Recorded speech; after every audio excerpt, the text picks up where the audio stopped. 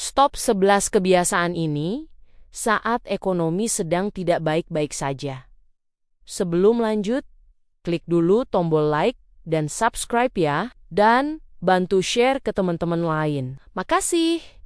Yuk langsung lanjut. Apa kabar ibu-ibu semua? Semoga sehat dan tangguh selalu ya. Belakangan ini kalau lihat berita atau sekadar belanja ke pasar, rasanya kok makin menantang ya. Bu, sampai-sampai dompet kita rasanya seperti sedang diet ketat. Padahal kita tidak pernah menyuruhnya berhenti makan. Kondisi ekonomi global yang sedang lesu ini memang bukan sekadar isapan jempol, karena banyak artikel keuangan menyebutkan bahwa inflasi dan kenaikan harga pangan memang sedang mencekik daya beli masyarakat kelas menengah ke bawah secara signifikan. Ibu mungkin merasa sudah berhemat tapi kok uang tetap menguap begitu saja?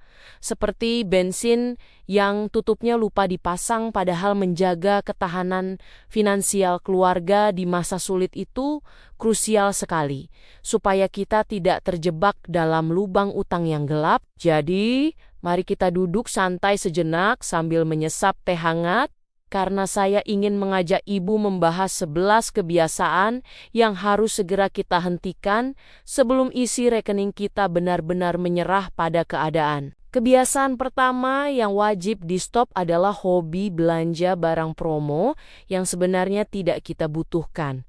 Karena seringkali kata diskon itu lebih menghipnotis daripada mantra sulap manapun di dunia ini. Ibu, jangan sampai terjebak membeli mesin pembuat roti hanya karena harganya turun 50%. Padahal kita sendiri lebih sering beli roti sisir di warung sebelah rumah yang lebih praktis dan ekonomis. Kedua, tolong hentikan kebiasaan membiarkan peralatan elektronik tetap tercolok ke saklar saat tidak digunakan.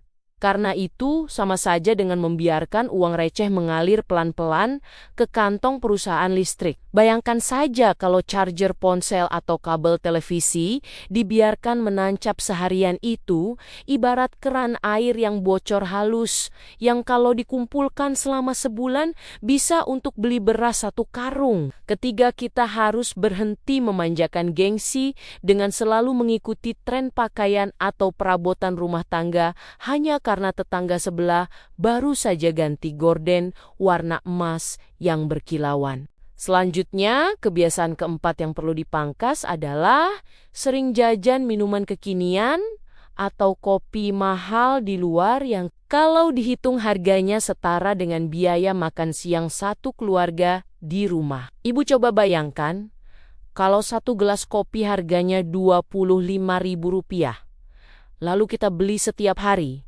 maka dalam sebulan kita sudah kehilangan uang ratusan ribu yang seharusnya bisa masuk ke tabungan darurat. Kelima, tolong hentikan kebiasaan tidak mencatat pengeluaran harian.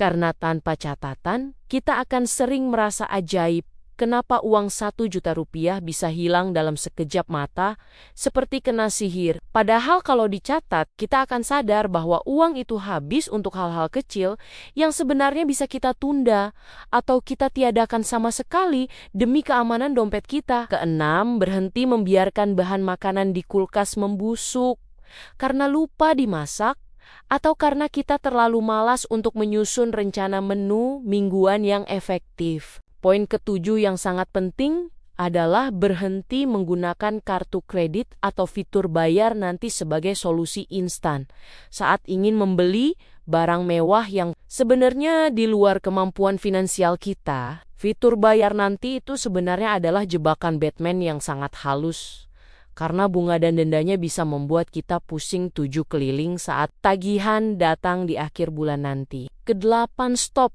kebiasaan meremehkan uang receh, karena banyak dari kita sering membuang kembalian 200 atau 500 perak begitu saja di atas meja atau di dalam laci. Padahal kalau dikumpulkan dalam satu celengan khusus, uang receh itu bisa menjadi penolong saat kita butuh uang parkir atau bahkan bisa untuk membayar iuran sampah bulanan. tanpa mengganggu uang belanja utama. Kesembilan, hentikan kebiasaan terlalu sering bepergian menggunakan kendaraan pribadi untuk jarak yang sebenarnya masih bisa ditempuh dengan jalan kaki atau sepeda demi menghemat biaya bahan bakar. Kebiasaan ke-10 yang harus dibuang adalah tidak memiliki prioritas dalam belanja bulanan, sehingga kita sering membeli sabun cuci piring sampai 10 botol hanya karena takut habis, padahal stok beras di dapur sudah menipis. Kita harus belajar membedakan mana yang merupakan kebutuhan mendesak dan mana yang hanya sekadar keinginan sesaat yang sebenarnya bisa kita coret dari daftar belanjaan. Terakhir, kebiasaan ke-11 yang paling berbahaya adalah berhenti membandingkan gaya hidup kita dengan apa yang kita lihat di media sosial. Karena hidup orang lain itu seringkali hanya panggung sandiwara. Jangan sampai kita memaksakan diri makan di restoran mahal hanya demi foto yang bagus di media sosial. Sementara esok harinya kita bingung mau masak apa karena uang di dompet sudah habis tak bersisa. Ibu harus sadar bahwa kesehatan mental dan ketenangan pikiran kita jauh lebih berharga daripada pengakuan dari orang-orang di dunia maya yang bahkan tidak tahu nama asli kita. Sebenarnya lucu ya Bu kalau dipikirkan, betapa seringnya kita merasa paling menderita saat harga cabai naik, padahal pengeluaran untuk hal lain yang kurang penting tetap jalan terus tanpa rem. Kadang kita sebagai ibu rumah tangga merasa seperti menteri keuangan yang sedang mengelola negara kecil. Tapi bedanya, kita tidak punya dana cadangan dari investor asing, melainkan hanya dari gaji suami yang lewat saja. Kita harus mulai jujur pada diri sendiri bahwa musuh terbesar kita bukanlah harga pasar yang tidak stabil, melainkan keinginan kita sendiri yang seringkali tidak tahu diri dan selalu ingin dituruti. Mari kita mulai belajar untuk lebih bijak dan disiplin dalam mengelola setiap rupiah yang masuk ke tangan kita, karena masa depan anak-anak dan kestabilan rumah tangga ada di pundak kita yang kuat ini. Memang tidak mudah mengubah kebiasaan lama yang sudah mendarah daging. Apalagi godaan untuk belanja itu selalu ada di mana-mana, mulai dari layar ponsel sampai spanduk di pinggir jalan. Namun, saya yakin ibu adalah sosok yang tangguh dan cerdas dalam mengatur strategi bertahan hidup di tengah badai ekonomi yang sedang tidak menentu ini. Seperti pejuang yang tidak akan menyerah begitu saja. Tetaplah semangat dan teruslah optimis, karena setiap penghematan kecil yang kita lakukan hari ini akan menjadi pondasi yang kokoh untuk kesejahteraan keluarga kita di masa yang akan datang. Mari kita saling menguatkan dan berbagi tips hemat agar kita semua bisa melewati masa sulit ini dengan senyuman dan tanpa beban utang yang menghantui setiap malam saat kita hendak memejamkan mata. Terima kasih dan sampai ketemu lagi di episode berikutnya. Di cerita serta episode yang lebih menarik, pokoknya tetap semangat ya Bu.